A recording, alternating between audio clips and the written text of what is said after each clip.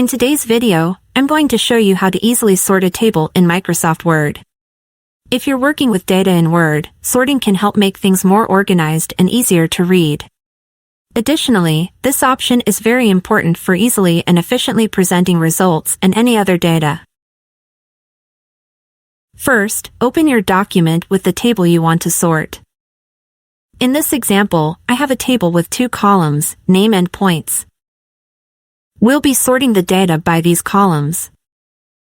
Select all data in the table, including the column headers. Now, in Home tab, find the Sort button. Click on Sort button, and a Sort dialog box will appear. In the dialog, you'll see options for sorting by different columns. Since we want to sort by points first, select Points from the drop-down menu under Sort By. For type, select Number. Then, set the order to descending so that the highest points appear at the top.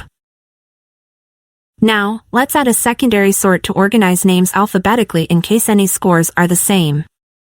In the Then By section, choose Name. Set the type to text and order to ascending. Once you have everything set up, click OK. Word will automatically sort the table based on the criteria we selected. Now, you can see that the list is sorted by points in descending order, and within each point value, names are sorted alphabetically. If you don't select the table header, the dialog box will display column 1 and column 2 instead of points and name. And that's it.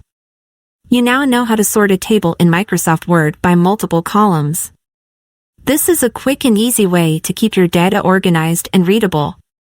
If you found this video helpful, please give it a thumbs up and subscribe for more Microsoft Office tips. Thanks for watching.